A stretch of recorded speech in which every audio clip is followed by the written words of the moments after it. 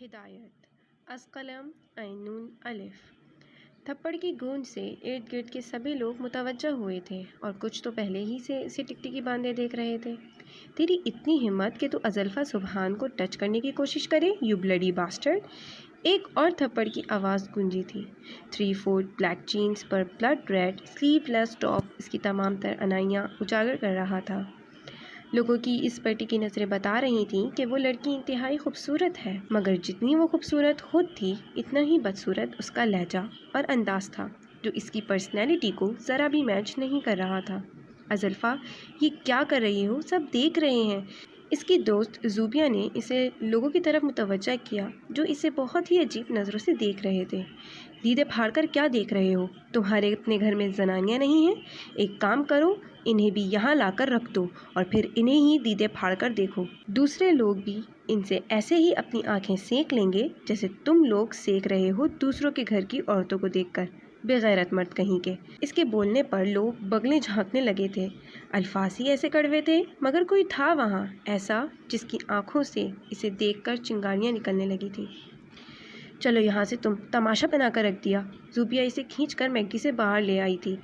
کیا کر رہی تھی تم؟ یہ وہی جو یہ لوگ ڈیزرو کرتے ہیں، اور اب ان لوگوں کی بات مت کرو۔ میں زبان سے انہیں سبق سکھا کر آ گئی ہوں، اب دل میں ان کے خلاف سوچ کر ٹینشن نہیں لے سکتی۔ ڈبل اسٹینڈرڈز کہیں کے۔ I hate! سمجھ نہیں آتا، لوگوں کے خلاف تم دل میں بات آنے نہیں دیتی اور بیچ بازار میں ان کی عزت اتارنے میں تم چکتی نہیں ہو۔ تمہاری یہ لاجک مجھے سمجھ نہیں آتی، آئے گی بھی نہیں، کیونکہ میں دل میں آتی ہوں، سمجھ میں نہیں۔ اس کا پراسرار انداز میں کہنا زوبیا کو اور چڑھا گیا تھا۔ مرو تم، اللہ کسی کو بھیج دے جو تمہاری اس لاجک کا تیا پاچا کر دے، تمہیں اچھا سبق سکھائے۔ ہا ہا ہا! ایسا کوئی نہیں پیدا ہوا ڈیئر جو ازلفا سبحان کو سبق سکھائے۔ اس کے لہجے میں غرور نہیں تھا، ایک عجیب سی آنچ تھی جو مقابل کو کنفیوز کرتی تھی۔ کیوں نہیں سکھا سکتا تمہیں کوئی سبق؟ کیونکہ مائی ڈیئر، یہاں ہر کوئی ہپوکریٹ ہے، بولے تو ڈبل فیس، ڈبل اسٹینڈرڈ۔ جو خود کو پیور نہیں کر سکتے، انہیں یہ حق ہی نہیں کہ ازلفا سبحان کو سبق سکھائیں۔ ہر کوئی دوہرا چہرہ لیے گھوم رہا ہے، تو تمہیں کیا فرق پڑتا ہے کوئی کتنے بھی چہرے لے کر گھومے؟ تمہارا تو کچھ نہیں بگاڑے گا۔ مائی ڈیئر، مجھے فرق نہیں پڑتا، اسی لیے میں بھی ان کا کچھ نہیں بگاڑتی، مگر جو ڈبلز اپنی حقیقت بھول کر ازلفا سبحان کو تکلیف دیں گے وہ انہیں کیسے بخش دیں؟ اور ویسے بھی آن ٹائم جواب دے کر میں معاملہ رفع دفع کر دیتی ہوں، بعد میں مت پوچھا کرو کہ کیوں کیا اور کیسے۔ اچھا اب بتاؤ کہاں جانا ہے؟ ذیشان کی تو آج خیر نہیں ہے، یہاں بلا کر خود غائب ہے۔ اس نے بیزار ہو کر بات ہی بدل دی۔ غصہ نہ کرو ازلفا میڈم، خادم حاضر ہے۔ ذیشان کی آواز پر وہ پیچھے مڑ کر اسے گھورنے لگی تھی۔ کہاں تھے تم ایڈیٹ؟ سوری ڈیئر، تمہارے لیے ایک پارٹی ارینج کی ہے، وہاں چلو۔ کچھ دیر بعد وہ اس کا غصہ ٹھنڈا کر کے اسے لے جا رہا تھا۔ کیا چیز تھی یار یہ لڑکی، مطلب دعوت نظارہ بھی خود پیش کیا اور اب لوگوں نے تماشا دیکھ لیا تو انہیں ہی رگید گئی۔ ویسے تھی تو ایک دم ہاٹ۔ شٹ اپ حذیفہ، ایک بات تو صحیح کہہ کر گئی ہے وہ، بے غیرت مرد جن کا ایمان اتنا سستا ہے جو ایسی لڑکیوں کے سامنے آتے ہی بک جاتا ہے۔ اب قیامت ایک لفظ اور تمہارے منہ سے نکلا تو یہ ٹیبل ہوگا اور تمہارا سر۔ حد درجہ سرد لہجے میں کہیں بھی مذاق کی رمق نہیں تھی۔ کیا بات ہے یار، میں تو مذاق کر رہا تھا، تو جانتا ہے، پھر اتنا غصہ کس بات کا؟ کیا تم جانتے ہو اس لڑکی کو؟ نہیں، چلو یہاں سے۔ بل پے کر کے وہ لمبے لمبے ڈگ بھرتا باہر نکل گیا۔ چلنے کا انداز بتا رہا تھا کہ وہ غصے میں ہے۔ حذیفہ نے بھی خاموشی سے اٹھ کر جانے میں ہی عافیت سمجھی تھی۔ اس کے غصے کی وجہ سوچتا وہ بھی اس کے پیچھے چل دیا۔ آدھے گھنٹے پہلے وہ دونوں کتنے اچھے موڈ میں لنچ کرنے آئے تھے، مگر جاتے وقت السلام علیکم دادا جان، ابھی تک سوئے نہیں آپ؟ وعلیکم السلام، بس ایسے ہی آج چہل قدمی کا ارادہ تھا۔ موڈ ٹھیک نہیں لگ رہا تمہارا؟ وجہ؟ لاڈلے پوتے کی رگ رگ سے وہ واقف تھے، ابھی بھی اس کے چہرے کی سرد مہری انہیں اس کے آف موڈ کا پتہ دے گئی تھی۔ کچھ نہیں دادا جان، بس ایسے ہی کام کا برڈن تھا، سو تم کہتے ہو تو مان لیتا ہوں، ورنہ وجہ کچھ اور ہی ہے، کیونکہ کام کی ٹینشن تو ولید حسن بخاری کے لیے بنی ہی نہیں۔ ان کے یقین پر اس نے ان سے نظر چرائی، اگر وجہ بتا دیتا تو انہی کو تکلیف ہونی تھی۔ ابھی تک آئے نہیں یہ لوگ، 8 بج چکے ہیں، اب تک آ جانا چاہیے تھا۔ آ رہے ہیں، راستے میں ہیں، گھر کی شادیوں میں دیر سویر ہو جاتی ہے۔ اوکے چلیں، آپ کے بھی سونے کا وقت ہو گیا ہے۔ چلو۔ آج کل وہ نہ جانے کن سوچوں میں رہنے لگے تھے۔ وہ بھی جانتا تھا کہ وہ پریشان ہیں، مگر اسی کی طرح وہ بھی ضدی تھے۔ انہیں ان کے روم میں پہنچا کر 2-4 باتیں اور کر کے وہ بھی روم کی طرف بڑھ گیا۔ اپنے روم کے ٹیرس پر ٹھنڈ میں کھڑا وہ سگریٹ سلگاتا خود کو بھی سلگا رہا تھا۔ ویسے ہے تو ہاٹ، کوئی آواز کانوں میں گونجی تھی اور ساتھ ہی سگریٹ کو زمین پر پھینک کر پیروں سے مسلا تھا، جیسے وہ وہی وجود ہو جس سے اسے سب سے زیادہ نفرت ہے۔ کوئی منظر آنکھوں میں سما کر اس کو کچھ اور سلگا گیا تھا۔ یار ولید، اس لڑکی کو دیکھ کیسے شراب پینے کی شرط لگا رہی ہے۔ یار لڑکیاں اتنی ایڈوانس ہو گئی ہیں، اور وہ بھی مسلمس۔ زبیر کے کہنے پہ اس کی بلا ارادہ نظر اس طرف اٹھی تھی، اور اس لڑکی کو دیکھ کر وہ جتنا شاکڈ ہوتا کم تھا۔ وجہ اس کا شراب پینا کم اور اس کی پہچان زیادہ تھا۔ 3 لڑکے اور 3 ہی لڑکیاں تھیں، جن میں ایک اس کا کزن ذیشان بھی تھا۔ سب کے سامنے ایک ایک بیئر کا بھرا ہوا اور کافی بڑا گلاس رکھا تھا، جسے وہ لوگ صرف 3 سیکنڈ میں ختم کرنے کی بات کر رہے تھے، اور پھر دیکھتے ہی دیکھتے سب سے پہلے وہ گلاس ختم کرنے والی بھی وہی تھی۔ وہ سب کچھ سوچ سکتا تھا، مگر اس لڑکی کا اتنا گرنا اس کی سوچ سے بھی پرے تھا۔ اس کے بعد ان لڑکوں اور لڑکیوں نے کافی بیہودہ ڈانس کیا تھا، اور وہ جس لڑکی کے ساتھ ڈانس کر رہی تھی کس قدر گھٹیا انداز میں اسے چھو رہا تھا۔ ایک بار تو اس کا دل کیا کہ اسے یہاں سے باہر گھسیٹ کر لے کر جائے اور پے در پے اتنے تھپڑ مارے کہ عقل ٹھکانے آ جائے۔ تھوڑی دیر بعد وہ اپنے اسی کزن کے ساتھ اٹھ کر چلی گئی تھی، مگر اس کی چال میں کوئی لڑکھڑاہٹ نہیں تھی جسے باقی لوگ جھومنے لگے تھے۔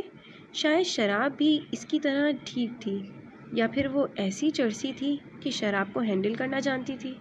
گھٹیا انسان، تم نے مجھے ایسی جگہ کیوں بلایا؟ کوئی شریف جگہ نہیں ملی تھی تمہیں؟ وہ اب زبیر پر چڑھ دوڑا تھا اور اس کے منہ پر مکہ مارتا وہاں سے نکلتا چلا گیا۔ باہر آ کر اسے ایک بار پھر اس لڑکی کو دیکھ کر طیش آیا تھا، جہاں وہ منی اسکرٹ میں سگریٹ کو کش لگا رہی تھی، اور پھر بنا دیکھے پیچھے کی طرف اچھال دی جو سیدھا اس کی کنپٹی کے قریب لگی تھی۔ How dare you foolish girl, are you mad? تم جیسی کریکٹر لیس لڑکیاں، لہجہ بتا رہا تھا، مقابل انگاروں پر ہے۔ تم سے کس نے کہا تھا کہ میرے پیچھے آ کے کھڑے ہو جاؤ، اور تم نے مجھے دیکھ کر میرا کریکٹر بھی جج کر لیا؟ اس کا جملہ پورا ہونے سے پہلے ہی وہ جواب دے گئی تھی۔ تم جیسی گھٹیا لڑکی کے پیچھے کھڑے ہونا تو دور، اس کے راستے سے گزرنا بھی توہین سمجھتا ہوں، اور جہاں تم کھڑی ہو وہاں شریف لڑکیاں کھڑا ہونا اپنی موت سمجھتی ہیں، مگر تم جیسی کریکٹر لیس لڑکی کو یہ بات سمجھ نہیں آئے گی۔ لہجہ انتہائی ذلت آمیز تھا۔ پھر تو تمہیں بھی مر جانا چاہیے، کیونکہ شریف صرف لڑکیاں ہی نہیں لڑکے بھی ہوتے ہیں۔ اوہ، تو تم بھی کریکٹر لیس ہو تبھی یہاں موجود ہو؟ اور پھر تو تمہاری توہین ہوگی۔ ایک بات کہوں، لڑکیاں پٹانے کا اچھا طریقہ ڈھونڈا ہے۔ یہ 2 روپے کا ایٹیٹیوڈ دکھا کر تم واقعی لڑکیوں کو اپنی جھولی میں کیا بستر پر بھی گرا سکتے ہو، مگر ازلفا سبحان ذرا ان چیزوں سے اٹریکٹ نہیں، الٹا اریٹیٹ ہوتی ہے۔ سو کہیں اور اپلائی کرو۔ انداز بڑا ہی تمسخرانہ تھا۔ اس کا شاید موڈ زیادہ ہی اچھا تھا جو اس کی اتنی کڑوی باتوں پر بھی شانت تھی۔ شٹ اپ، اپنے ہاتھ گندے نہیں کرنا چاہتا ورنہ ضبط سے جملہ ادھورا چھوڑا تھا۔ جتنا اسے اس لڑکی کی بکواس پر غصہ آیا تھا، اس کا ہارٹ بھی اٹھ جاتا۔ اگلی بار میرے سامنے سوچ سمجھ کر بولنا، ورنہ شہادت کی انگلی اٹھا کر اسے وارن کیا تھا۔ انداز انتہائی سرد تھا۔ ورنہ کیا؟ وہ ازلفا سبحان ہی کیا جو کسی سے ڈر جائے؟ تم جیسی 2 کوڑی کی لڑکی کو زندہ زمین میں گاڑ دوں گا، اور ایک پل کو بھی مجھے افسوس نہیں ہوگا۔ اور ایک بات یاد رکھو ازلفا سبحان، ولید حسن بخاری تم جیسوں کو اپنے بستر پہ لانا تو دور، بستر کے قریب سے گزارنا بھی پسند نہیں کرتا، اور مردوں کی باہوں میں اس طرح جھومنے والی عورت عزت تو کیا ذلت کے بستر کی بھی لائق نہیں ہوتی۔ ہاں ہاں ہاں۔ تو مسٹر، تم جو بھی ہو، مجھے یہ بتاؤ، ایسا کرنے والے مردوں کو کیا کہتے ہیں پھر؟ وہ کس لائق ہوتے ہیں، بستر کے یا پھر مرد ہی نہیں؟ ادھورا جملہ چھوڑ کر وہ اسے مزید آگ بگولا کر کے جا چکی تھی۔ زیادہ ہی ڈیٹ تھی جو اتنی بڑی بات پر بھڑکی نہیں بلکہ الٹا اسے ہی بھڑکا گئی۔ اور وہیں کھڑے کھڑے اس نے دعا کی تھی کہ یہ لڑکی زندگی میں کبھی بھی اس کے سامنے نہ آئے، مگر آج پھر اسے دیکھ کر اس کا دماغ گھوم گیا تھا۔ اس کا بس نہیں چل رہا تھا اس لڑکی کو صفائے ہستی سے مٹا دے۔ اس سے نفرت کی اتنی وجوہات تھیں، وہ سمجھتا تھا وہ جان سے بھی اسے مار دے تو بھی اس کی نفرت کم نہیں ہوگی، مگر کیا اس کے لیے جائز تھا کسی بھٹکے ہوئے سے نفرت کرنا؟ یہ چیز ابھی اس کی سمجھ سے دور تھی۔ بڑی بے حیا ہو گئی ہیں بھابھی، دیکھا کیسے لباس پہن کر آئی تھی۔ زمانے میں تو عورتوں کے بالکل ننگا ہونے کی کسر رہ گئی ہے، کس طرح مردوں کو رجھا رہی تھی، اور مرد تو کاٹ کے الووں کی طرح بس عورتوں کے تلوے چاٹ رہے ہیں۔ توبہ توبہ، اللہ کا شکر ہے ہمارے بچے دیندار ہیں، بیٹے با حیا اور بیٹیاں بھی برقع پہن کے گھر سے نکلتی ہیں۔ ٹھیک کہہ رہی ہو سلمیٰ، پتہ نہیں کیسی مائیں ہیں جو اپنی بیٹیوں کو اس طرح آوارہ بنا رہی ہیں۔ ایسا نہ کہیں بڑی ماں، کیا پتہ بہو ایسی ہی مل جائے۔ زرین کے مذاق پر ان کا دل ہی ہول گیا تھا۔ توبہ، استغفر اللہ، ایسی بد فعل نہ نکال زرین، ایک ہی بیٹا ہے میرا، اللہ نہ کرے جو کوئی بد کردار لڑکی اس کی زندگی میں آئے۔ میں اس کے لیے ایسی لڑکی لاؤں گی جو بہت ہی با حیا اور با پردہ ہو۔ اللہ آپ کی زبان مبارک کرے، میں بھی اپنے موہت کے لیے ایسی ہی لڑکی لاؤں گی۔ امی دادا جان ابھی تک نہیں آئے اور فون بھی نہیں اٹھا رہے، کہہ کر گئے تھے مسجد جا رہا ہوں، جلدی آ جاؤں گا، مگر زینب کی بات پر سب فکر مند ہوئے تھے۔ ولید کو فون کرو۔ شازیہ بیگم کے کہنے پر اس نے ولید کو فون کیا تھا، مگر اس کا بھی نو رسپانس۔ انظر کو لگاؤ، موہت تو یہاں نہیں ہے۔ جی، اور دوسری طرف سے جو سننے کو ملا، ان لوگوں کو صحیح نہیں لگا تھا۔ میری نواسی کو میرے حوالے کرو تم لوگ، بہت تباہ کر لی اس کی زندگی تم لوگوں نے، ورنہ اگلی بار میں پولیس کو ساتھ لے کر آؤں گا۔ ایسے کیسے کر دیں، شادی ہونے والی ہے اس کی اگلے ہفتے، اور ہم نے نہیں کی اس کی زندگی برباد۔ گھر سے بھاگ کر شادی کرنے والی کی بیٹی ایسی ہی ہونی تھی، اس میں ہم کیا کریں، تم لوگوں کے ہی خون کا اثر ہے۔ ان لوگوں کی زبان بتا رہی تھی کہ ان کی نواسی کی تربیت انہی لوگوں کی مرہون منت تھی، جنہیں خود چھوٹے بڑے کی تمیز نہیں۔ بکواس بند کرو، بھاگی نہیں تھی وہ، خود رخصت کیا تھا میں نے اسے، مگر تم گھٹیا لوگ نہیں سمجھو گے۔ بتاؤ کس سے کر رہے ہو شادی اس کی؟ آواز میں ابھی روب و دبدبہ تھا۔ بہت بڑے بزنس مین سے، محبت دیکھو ہماری، اتنے بڑے آدمی سے اس کی شادی کر رہے ہیں، رانی بنا کے رکھے گا اسے، محل میں راج کرے گی راج۔ جاہلانہ گفتگو انہیں کہیں سے بھی پڑھا لکھا ظاہر نہیں کر رہی تھی، یا پھر وہ لوگ تھے ہی جاہل، مگر ماڈرن شپ تو ایسی تھی جیسے کہیں کے وی آئی پی ہوں۔ کتنا دے رہا ہے وہ امیر آدمی تمہیں؟ اب کہ ان کے لہجے میں کرواہٹ تھی۔ کیا مطلب، کتنا دے رہا ہے؟ ہم اس کی شادی کر رہے ہیں، اسے بیچ نہیں رہے۔ ان کے لہجے کی چغل خوری ان کے جھوٹے ہونے کی دلیل دے رہی تھی۔ تم لوگ ایک کام کرو، جتنا وہ امیر آدمی تم لوگوں کو دے رہا ہے، میں اس سے ڈبل تم لوگوں کو دوں گا۔ ان کی آفر پر وہ لوگ آنکھیں پھاڑے انہیں دیکھ رہے تھے۔ لالچ نگاہوں سے بھی عیاں تھی، اور حیران تو انظر بھی تھا، جو اپنے دادا کا فیصلہ حیرانی سے سن رہا تھا، مگر سب کچھ اس کی سمجھ سے بالاتر تھا۔ شادی ایک ہفتے بعد ہے، کل تک سوچ کر جواب دے دینا، منہ مانگی رقم ملے گی، اور اگر تم لوگوں نے اس کی شادی کہیں اور کی تو میں کیس کر دوں گا۔ ان لوگوں کو وارننگ دیتے وہ انظر کو اشارہ کر کے وہاں سے نکل گئے تھے، مگر ان لالچی لوگوں کے لیے سوچ کا ایک در وا کر گئے تھے۔ کیا یار زلفہ، کتنا بور کر رہی ہو تم آج، جب سے آئی ہو پتہ نہیں کن سوچوں میں گم ہو، کہیں اپنے فیوچر ہسبینڈ کے خیالوں میں تو نہیں؟ نینی نے اسے بالکل خاموش دیکھ کر سوال کیا تھا۔ ان 6 لوگوں کا گروہ، جس میں 4 لوگ مسلم تھے اور 2 غیر مسلم، ان کا یہ گروپ دبئی کی آزاد فضاؤں میں 7 سالوں پر مشتمل کالج کے زمانے سے تھا، اور اب انڈیا میں بھی یہ لوگ ساتھ میں ہی تھے۔ ان سب کی بانڈنگ کمال کی تھی، مگر ان میں ان کے مذہب کی تفریق کرنا مشکل تھی۔ ہاں یار سچ میں، یہاں آ کر تم پتہ نہیں کیسی ہو گئی ہو، لینگویج بھی چینج ہو گئی ہے، دبئی میں تو ایسی نہیں تھی تم۔ جان نے بھی اپنا حصہ ڈالا۔ نینی اور جان دونوں ریلیشن شپ میں تھے اور جلدی ہی شادی بھی کرنے والے تھے۔ اسی طرح زوبیہ اور روہیل تھے، بس وہ اور ذیشان بچے تھے، جس میں اس کی شادی اس کے انکل آنٹی نے کسی امیر آدمی سے طے کر دی تھی، جس سے اسے کوئی فرق نہیں پڑتا تھا۔ وہ اس کے ساتھ 2-3 بار ڈیٹ پر بھی گئی تھی، جہاں اس کی بے باکیاں عروج پر تھیں۔ وہ عمر میں اس سے کافی بڑا تھا، مگر لگتا نہیں تھا، اور ذیشان آج کل ایک لڑکی کو پٹانے کے چکر میں تھا، جو اسے ذرا بھی گھاس نہیں ڈالتی تھی۔ دبئی میں یہاں کے جیسے لوگ بھی تو نہیں تھے ڈیئرز، جو دوسروں کو اپنے سامنے زیرو سمجھ کر ان کو انڈر ایسٹیمیٹ کریں۔ پچھلے ایک ہفتے میں وہ عجیب سی بے سکونی میں مبتلا تھی۔ ولید حسن سے ہوئی مدبھیڑ نے اسے کافی نیگیٹو کر دیا تھا۔ دوسروں کو برا سمجھنے والے لوگوں سے اسے نفرت سی محسوس ہو رہی تھی، جس کی لپیٹ میں بہت سارے لوگ آئے تھے، جن کو اس نے منہ توڑ جواب دیا تھا، مگر کیا تھا اس میں جس کی کمی اسے شدت سے محسوس ہو رہی تھی؟ کریکٹ. کل میں اور زوبیہ جب نیشنل پارک گئے تھے تب وہاں بہت سے لوگوں نے وہاں موجود کپلز کو کافی ایڈوانس کہا تھا.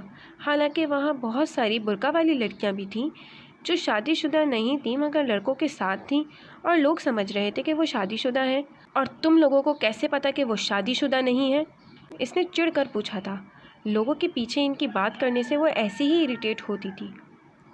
جس طرح وہ لوگ بات کر رہے تھے سب پتہ چل رہا تھا، اور میں تو حیران ہو رہا تھا کہ وہ جو لڑکے ان کے ساتھ تھے ان کا کہنا تھا کہ ان کے گھرانے میں لڑکے لڑکی کی دوستی کو معیوب سمجھا جاتا ہے. دیندار گھرانہ ہے. اس سال ان کے والدین حج پر جا رہے ہیں اور ان لڑکیوں کا بھی یہی حال تھا. یار یہ کون سا ورژن ہے مسلمز کا؟ یو مین کہ وہ لوگ اتنے ریلیجیس ہو کر ڈیٹ کر رہے تھے؟ ازلفا ڈیئر، تم لوگ بھی مسلمز، وہ لوگ بھی مسلم، ماڈرن اور بیکورڈز دونوں سیم. پھر یہ والے مسلمز تم لوگوں پر اتنا کیوں ٹونٹ کرتے ہیں؟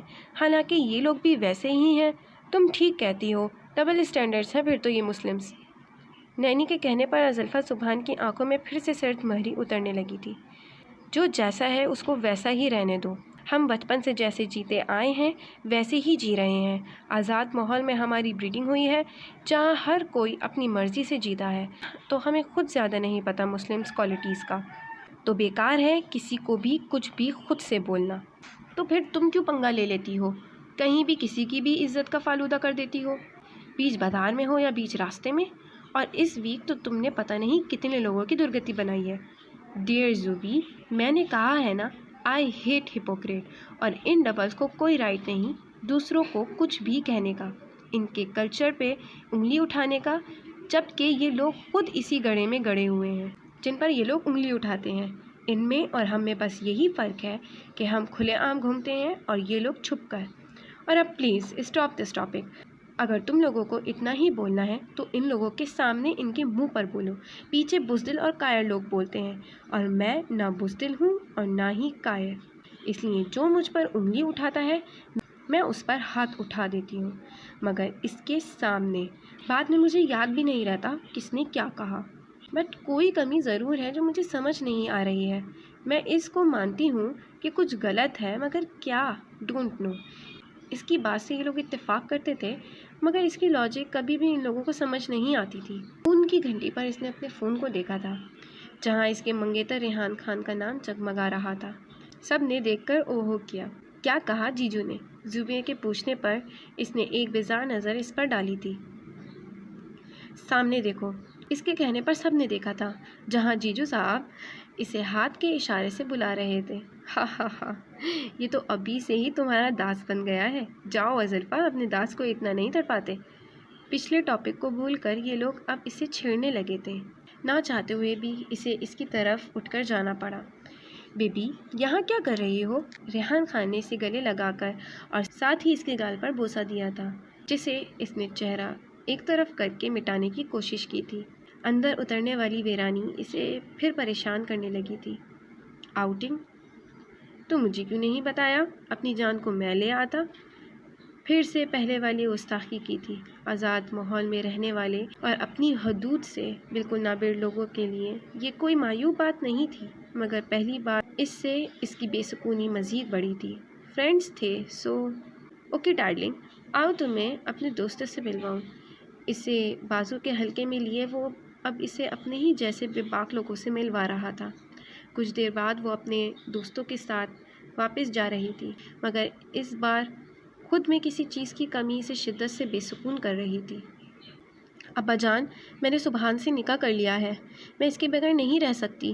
آپ کے انکار کے بعد میرے پاس کوئی راستہ نہیں بچا تھا. اور جواب میں پڑنے والے تھپڑ نے ان کی بیٹی کی بولتی بند کر دی تھی. وہ حیران تھے کہ اتنی اچھی تربیت کے بعد بھی ان کی بیٹی نے غلط قدم اٹھا لیا. تم نے آج اپنے باپ کو توڑ دیا ہے. بلاؤ اسے. کر رہا ہوں تمہاری رخصتی، اور آج کے بعد سے مر گئی تم میرے لیے. اور پھر اس کے معافی مانگنے پر بھی انہوں نے اپنی بیٹی کو معاف نہیں کیا تھا. 8 سال تک اس کا نام اس گھر میں غلطی سے بھی نہیں لیا گیا، اور شاید ساری زندگی نہیں لیا جاتا اگر ان کی بیٹی کا خط نہ آتا. جس میں اس نے اپنی نافرمانی کی معافی مانگی تھی۔ وہ اپنی زندگی کی کم مدت کو دیکھتے ہوئے ان سے التجا کر رہی تھی کہ وہ اس کی بیٹی کو اپنے زیر سایہ لے لیں، کیونکہ اس کے چاچا چاچی لالچی اور دین سے بالکل نابلد ہیں، جن کے لیے حلال و حرام سب برابر ہے، اسے بالکل اپنے جیسا بنا دیں گے، اور وہ نہیں چاہتی تھی کہ ان کی بیٹی ان کے جیسے بنے۔ ان کی بیٹی نے اپنی 8 سالہ زندگی ان کے سامنے کھول کر رکھ دی تھی۔